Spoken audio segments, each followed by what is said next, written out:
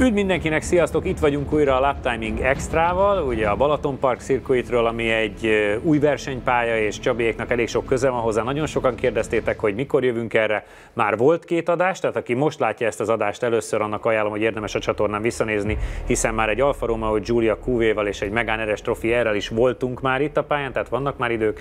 De ma egy picit más jön, ma egy M5-ös jön, ami mint a múlt héten kiderült nem competition, de legalább tuningolt, tehát egy pár száz lóerő lesz. Már is Csabi majd elárulja a reklámok után, hogy pontosan mennyi. Hedo. Az út, ami összeköt. Modell és hobbi. A modellautóbázis. Ne érd be kevesebbel, használd te is azt, amit Bútor Róbert. Kérd az olajcserét szerelőttől Eneosszal.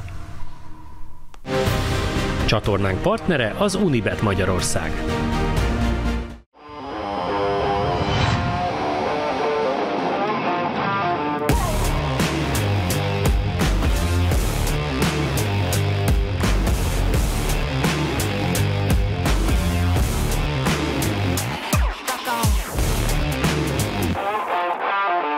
Na, múlt hét óta megtudtuk, hogy hány száz lóerőre van felhúzva ez a fekete M5-ös? Elvileg, ha jól tudom, 700-750 lóerő is tud lenni. Nem fullad be a lámpánál. Nem, elvileg odébb lehet állni vele, igen. De ez nem a competition, ez a sima alapvetően. Ugye ez gyárilag 600 lóerőt tudott, és akkor onnan van még. Kakucson egyébként volt 1000 féle M5, és visszanéztem az eredményeket, ő is volt. Kétszer is. Kétszer is, mert mindenféle erőtartalékkal, és azt is visszanéztem, hogy mégis a full sima gyári competition az, ami nagyon-nagyon magasan verte az összes tuningolt változatot. Az első kérdésem az, hogy miért, a második kérdésem pedig nyilván hozzákötve, hogy ezen a pályán, ami ugye teljesen más, mint a Kakucs, mit várhatunk, hogy a tuningolás az segít, vagy nem segít? Kakucson ugye azért is, a competitionnek egy picit a futómű geometriája is más, a kerékdőlésszögek meg minden egy picit más, nem, meg a rugóállandók, mint a nem competitioné, tehát egy picit az jobban fordul, ami ennél a méretnél azért más számít. Az, hogy a tuningokat miért verte meg, azért, mert ott nem jön ki a tuning, tehát ott a motorerő, hogy most 600 lóerő, 620, vagy 720, vagy 1200, az szinte teljesen mindegy, mert ugye azokon a rövidebb egyeneseken ott már nem tudsz csodát, tehát mondjuk 136 helyett 140-nel tudsz menni 3/10 másodpercig, tehát az ott nem annyira, ott a kanyarodás sokkal izgalmasabb. Ezen a pályán, az eddigi tapasztalatok alapján, az 510 lóerő több volt, mint a 300. Wow! Ugye? Tehát ez bármilyen meglepő jobban ment. De hogy egy széria autó versus tuningolt jól működik, ez továbbra is azt tudom mondani, hogy ez szerintem nem pályafüggvénye. Tehát az majd kiderül, ha sok adást csinálunk, akkor majd idővel, hogy az kijön-e, nem jön ki. Elvileg itt ki kéne, hogy jöjjön. Tehát itt én azt gondolom, hogy itt a teljesítménynek ki kéne, hogy jöjjön, azért is jöttünk ugye ide, hogy a hosszabb egyenesekbe akkor itt mindenki hozhatja a sok 100 000 lóerős pusztítóját, mert itt ki kell, hogy jöjjön az irgalmatlan végsebesség adatokban, hát figyelj, azért persze van technikás rész is, hiszen ugye a célegyenesből indulunk, ott egyből egy komoly gyorsítás van, komoly féktáv, de azért az 1-es, 2-es, 3-as, 4-es kanyar azért az már eleve egy olyan szektor, ahol nagyon fontos, hogy az egyensúly is jó legyen, a tapadás is jó legyen, és ott feltétlen a plusz erő nem jön ki, de aztán megint a hátsó egyenesben, meg az autópálya fele, visszafele, ott mindenhol, hogyha van plusz 150 lóerő, azt szerintem ki kell, hogy jöjjön. János, szeretjük az M5-ösöket, de tudom, hogy te a féktávoktól félsz a legjobban, főleg ezen a pályán, mert hogy marha gyorsan érkezünk majd meg. Ezzel marha gyorsan fogtok megérkezni mindenhova, mennyire tartasz a fékétől? Hát ezeknek azért egy fokkal jobb a féke szerintem, főleg így, hogy nem megyünk vele sok körön keresztül. Ugye akkor lenne gond, ha ezt tényleg körözgetnénk, mert azért ennek a tömege az nem egy ilyen kis sportautós, kis vidám autó. De szerintem ezt még bírnia kell, ugye hasonló tömegű egy M3 Touring is, amivel nemrég a rendezvényen mentünk, azért azok folyamatosan bírták a sima utcai betéttel. Tehát, hogy én most attól, hogy el fog menni a fék, nem félek, lehet egy picit a fék teljesítmény csökkenni fog, csak hát tényleg valószínűleg itt a 600-700 lóerő miatt a egyenesekben szép nagy értékek lesznek, tehát hogy szokni kell még az érzést, hogy 200-nál még nem veszed el a parazsat, mert még itt megyünk még egy kicsit, mert hát most miért ne legyen 220 vagy 30, tehát hogy igazából az egy más az egész, hogy mondjam, a filozófia, amivel így megközelíted a kanyarokat, tehát egy tényleg majdnem minden egyébként így igaz is, hogy az egyenesbe és a rajt után szerintem még kb. 100-zal megyünk gyorsabban, mint Kakucson, a top speed szektorban és kb. 100-zal megyünk gyorsabban, tehát hogy ez még úgy szokni kell. De egyébként milyen vicces, hogy első kerekessel kezdtük itt a menést, hátsó kerekes lett a következő. Ez összkerekes. Úgyhogy végül is jól összeraktuk. Az M5-ös valóban igen sok esetben volt Kakucson már vendég, de azért fussuk át gyorsan az adatait. 4395 köbcentiméteres V8-as erőforrás, amely ugye 700 lóerő fölött teljesít jelenlegi formájában. A kocsi súlya 1865 kg és 8 sebességes automata váltóval szerelt, míg a végsebessége 305 km/h-ban van maximalizálva. Másodikra 46.050-et tudott nálunk Kakucson, ami azért mindent összeszámolva közel van egy top 50-es időhöz. Nézzük is meg akkor Csabi körét, és aztán értékelünk.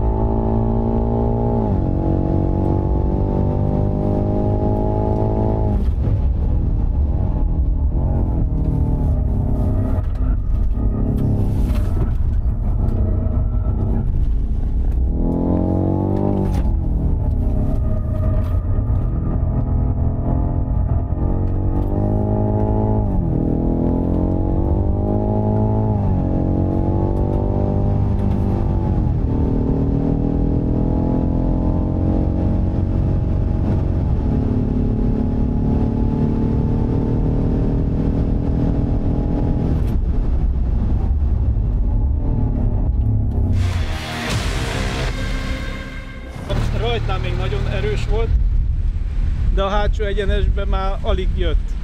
206-ig gyorsult, mert a hátsó egyenesben ugye egyengült, nem tudom mi történt vele. Olyan, mintha melegebb erőben mentek. Ott az elején volt egy kicsit, de néha hiába 4VD-ben mentem, a szűk kanyarokban nagy gáznál, meg a hátulja hirtelen megindult. Úgyhogy ez szerintem jó lesz, amíg melegkedik. Jó.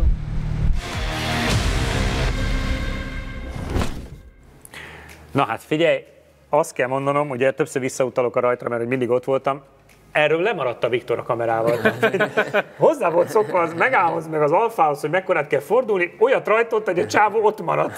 Hogy kijött a képből, fordult utána és mondta, hogy húbam! Veszett volt. Veszett, igen. Hát több szempontból is veszett. A rajtnál nagyon veszett volt, mert irgalmatlan ereje van az autónak, tehát ugye összkerékhajtás, én sima 4VD-be mentem vele. Figyelj, az első féktáv előtt majdnem meg volt a 200 szerintem. Most nyilván nem azt szugerálod, de azt néztem, hogy még mehetünk. De gyorsan megy. Még egy kicsit azért még nyomom, de nagyon megyünk. Mindegy, vagy elfér, vagy nem. Igen. De a féktől én se féltem, az igazság, mert a melegítőkörön tényleg kétszer ráfékeztem, és érezni, hogy azért megfogja rendesen. Hát de azért határozottan odaért. Utána volt meglepő dolog, mert hiába 4VD-be volt, és nem 4VD sportba, az egyes kanyar kigyorsításánál is azt vettem észre, hogy nagyon agresszíven megjön a hátsó kerékhajtás valahogy, vagy hirtelen megcsúszik a hátulja nagyon agresszíven, és ez nem annyira jellemző az M5-ösre, úgyhogy ez valamiért olyan, nekem nem feltétlen az érzés volt, amit megszoktam egy ilyen autótól, túl drasztikus volt, úgyhogy ott nem volt túl jó a kigyorsítás, meg több helyen is az orrát tolta ennek ellenére, tehát nem tudtam olyan jó tempót bevinni a kanyarokba. De aztán azért úgy ment egészen az autópályáig, vagy hát a 10-es kanyarnak hívjuk, és akkor már ott is éreztem, hogy valamiért úgy nem vált rendesen, és akkor elkezdtem, hogy kézzel váltok, mert hogy valahogy olyan tompa, és ahogy elkezdtem visszafelé gyorsítani, úgy nem indult el az autó, vagy úgy gyorsulgatott, de hát mintha hirtelen hengerlekapcsolás lenne, vagy én nem tudom. De minden esetre a visszafele jövő egyenesben ott már nem nagyon volt top speed, vagy hát szóval, hogy ott éppen, hogy 200 fölé csúszott, pedig mondom, itt a célegyenesbe is elment, úgyhogy valami túlmelegedett, vagy valami helyzet lett az autóval, de lényeg az, hogy nem sikerült olyan nagyon visszafele túl acélosan jönni, úgyhogy hát... Hogy ez mit jelent a számok nyelvén, mert hogy én ugye abból dolgozom. Megvan természetesen a legjobb idő még így is, 1:38.381-jel, de amiről Csabi utal, hogy az első szektorban közel 2 másodperccel mentél gyorsabban, mint például ugye az Alfával, a Jani, tehát az eddigi legjobb időnkkel, viszont csak 208 volt a top speeded. Tehát ebből is mutatja azt, hogy ettől sokkal többet vártunk volna, és az alfás Jani-féle második szektornál meg 1,1 másodperccel lassabb volt már a második szektorod. Na hát azért tehát, hogy az első szektorban nyerted meg azt a 2-t, és azt az 1 másodpercet, amivel most még vezeti a listát. Hát szóval azért mondom, ebből is látszik, hogy ott valami nem egészséges, igen. Mert ha az első szektorban 2-vel gyorsabb, az, hogy a másikban... Hogy tudsz lassabb lenni másfél igen, tehát az fura, de hát ez a 208-ból. És azért mondom, igen. Hogy gyorsít, de ott már úgy nem ment úgy az autó, úgyhogy remélem csak hát nem remélem, hogy túl melegedett, de valami nem teljesen jó, remélem, hogy most kifújta magát. Újraindítjuk, meg újraindítottuk, és akkor most nézzük meg, hogy János alatt mit művelt a kocsi. Reklámépítészeti megoldások a G-Ban Partners Kft-től.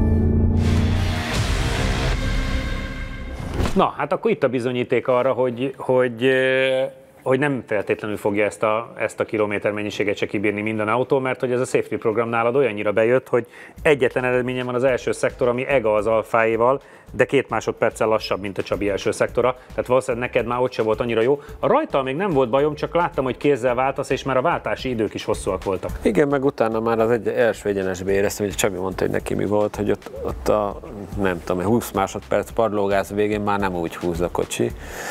És utána ugye ez a technikásabb részt megcsinálod, de ott is, ahogy kifordultam, van egy ilyen második palos, ott már padlózom, és még mindig már nem túl úgy, és mivel mentem itt ugye Turinggal, azért mondom, itt valami nem stimmel, és ahogy kifordultam hátra, akkor már egyből az egyenesbe éreztem, hogy valami nagyon nagy baj van, meg ugye, ahogy ment el a teljesítmény, szépen ugye van egy ilyen ledsor, ami jégtudat, hogy meddig lehet elforgatni, és az vándorolt így visszafele. És akkor utána 4005-ig lehetett már csak elforgatni, és akkor elvettem a gázt, hogy jó, hát akkor itt valami nagyon nem kóser. Valószínűleg a szenzorok túlmelegedést érzékeltek, mert ahogy elvettem, és ugye elgurultam hátra az autópályáig, már megint visszavitte 6000-ig, tehát egy folyamatosan abban a sávban voltam, hogy valószínűleg olajhőmérséklet, vagy valamit túl soknak tartott. Ahogy hűlt, megint engedte volna, de hát mondom, akkor ennek itt semmi értelme. Egy szó erejéig még hadd védjen meg a kocsit és a tulajt. A forgatás után természetesen azonnal szervizbe ment a jármű, ahol kiderült, hűtési gondok miatt jeladó és programozási anomáliák is voltak vele, és nem csak motor, hanem hajtás ügyben is. Természetesen a tulaj kijavítatta a kocsit, és szerette volna, hogyha ezt a fiaskót meg sem mutatjuk nektek. Végül a csapat úgy döntött, hogy nem titkoljuk el ezt a menést, hiszen, ahogyan már több ízben is mondtuk, bizonyára lesz még ilyen. Utóirat? Kérjük, kulturáltan kommenteljetek. Köszi! Megelőzendő azt a 270 000 darab kommentet, hogy a tuning, meg a BMW, meg a bármi, azért azt jelentsük ki, hogy a harmadik ilyen adásnál tartunk, de biztosan leszünk még ilyen helyzetben. Tehát, hogy ezt fogadjuk el, ugye? Hogy csak egy sztori, hogy amikor még a ringen forgattam a Fricivel 200 000 évvel ezelőtt, a Nissan 370Z akkor volt új autó, gyerekek, és vissza kellett tréleren vitetni, mikor 4-szer megpróbáltunk vele menni, és a 2-es kanyarba letiltott minden 4-szer, térre rakadtuk és visszavitettük. Tehát nem fogják, vagy nem minden fogja kibírni. Nézd, több dolog is van, ugye a széria új autó, az jó eséllyel kibírja, főleg egy MS autó, az ki kell, hogy bírja, tehát az nem kérdés. De ez az adott autó, ugye már csak nálunk is 2-szer volt, de hát a tulaj is sokat megy vele, használja, mindennapi autó, tuningolta, aztán vissza, aztán megint, aztán és most már azért 4-5 éves autóról van szó, van benne kilométer is.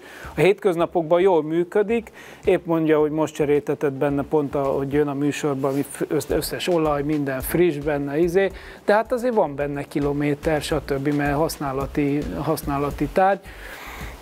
Előfordul ilyen, és biztos, hogy még lesznek itt tuning autók, és majdnem biztos vagyok benne, hogy még lesz ilyen problémánk, mert teljesen más arra tuningoltatni egy autót, hogy fú, a lámpánál tudjak egy olyat gyorsulni, hogy leszakad a fejed, vagy az autópályán egyszer olyat tolok, de ha belegondolsz a hétköznapi közlekedésbe, hogyha valaki olyan teljesítményszintű autóval közlekedik, mint mondjuk ez az M5, szinte soha nem tudsz padlógázt adni. Igen. Tehát mondjuk autópályán van előtted egy kis lyuk, akkor 3 másodpercig, mert utána már eleve olyan tempóval mész, hogy bárkit utolérsz azonnal.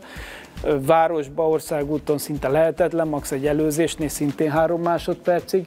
Tehát ha nem mész ki pályára, akkor nincsen az egy ilyen versenypályán, egy ilyen M5-össel, ami összkerekes és jó a tapadási szint, akár 30-40%-os, sőt egy ilyen, ahol sok egyenes van, még annál magasabb padlógázarány is tud lenni. Ilyen hétköznapokban soha nem fordul elő gyakorlatilag. Nyilvánvalóan ez a plusz terhelés, ez kihozza az autókból ezeket a problémákat.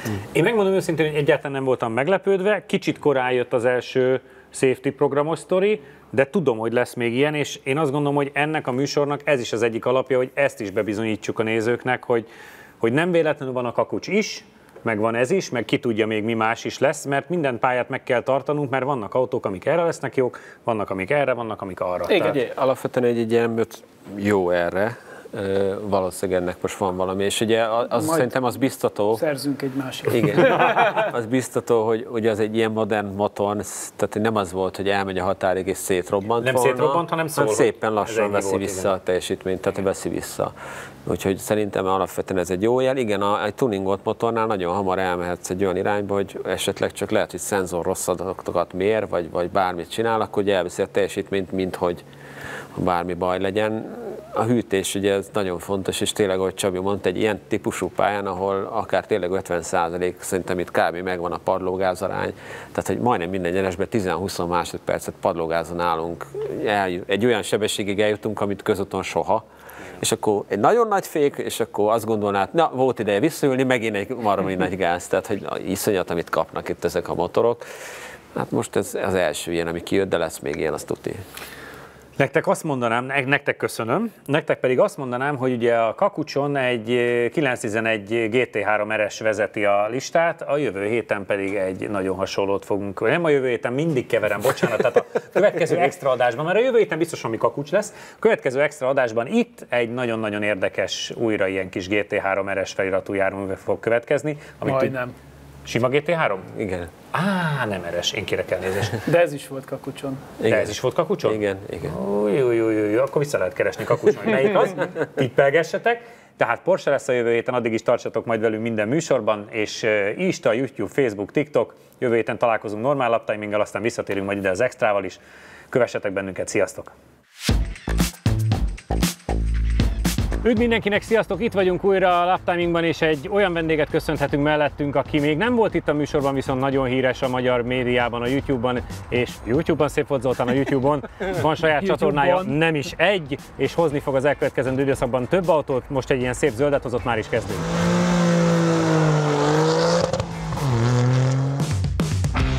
Modell és hobbi, a Modellautóbázis. Hedo. Az út, ami összeköt. A műsor támogatója a Székely Csemege. Ülj be te is versenyzőink mellé, és éld át a száguldás különleges élményét a Hungaroringen. Jelentkezz a Phoenix Motorsport elérhetőségein. Ha még nem tetted meg, most azonnal iratkozz fel a csatornánkra. Nyomd meg hozzá a kis csengőt, és így nem maradsz le a Laptiming adásokról sem.